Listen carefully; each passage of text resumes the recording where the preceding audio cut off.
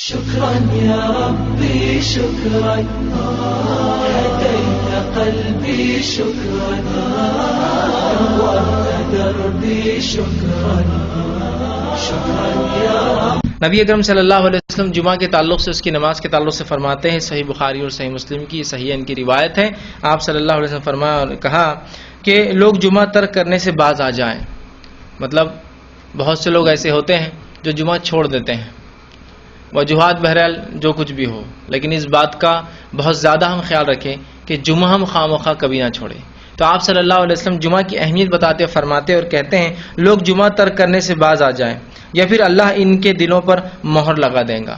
لوگ جمعہ ترک کرنے سے، جمعہ چھوڑنے سے باز آ جائیں، مطلب ایسا نہ ہو کہ لوگ جمعہ کو یوں ہی آسان سمجھے اور چھوڑنا چالو کر دے یا نہ پڑھے، یا اس کے بدل میں جو ظہر پڑھ لے گی کیا ہوا جمعہ نہیں ملی تو، یا پھر اس کے لیے کوشش نہ کرے، ٹھیک، باز آ جائیں. ورنہ آپ فرماتے یا پھر اللہ ان کے دلوں پر مہر لگا دے. مطلب جو شخص جمعہ کو چھوڑتا ہے، بلا وجہ نہیں پڑھتا ہے، کسی عذر کو چھوڑ کر بس یوں ہی چھوڑتا ہے، تو اللہ اس کے دل پہ کیا کرتا ہے؟ مہر لگا دیتا ہے. اور ظاہر سی بات ہے یہ مہر کسی اچھائی کی علامت تو نہیں ہوں گی، کیونکہ کسی اعمال کو چھوڑنے کی وجہ سے اگر دل پر مہر لگ رہی ہے تو یقیناً یہ کسی برائی کا نتیجہ اور سبب ہی بننے والی. تو اللہ کہیں ان کے دلوں پر آپ سے فرماتے مہر نہ لگا دے، پھر وہ غافلوں میں سے ہو جائے. اور پھر وہ غافلوں میں سے، مطلب جو جمعہ سے غفلت برتتا ہے وہ در حقیقت اللہ اس کے دل پہ پھر مہر لگا دیتا ہے اور وہ پھر دین سے بھی غافل ہو جاتا ہے. چونکہ غافلوں میں سے ہو جانے سے مراد یہ کہ دین میں غفلت برتنے والا نہ ہو جائے.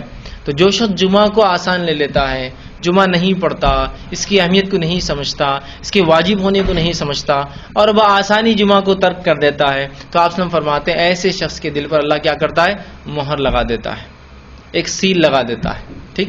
اور پھر اس سے کیا ہوتا ہے؟ وہ شخص غافلوں میں شامل ہو جاتا ہے. تو یہ بہت زبردست وعید ہے اور جمعہ کی فرضیت کی دلیل ہے. دونوں باتیں ایک ساتھ ہیں.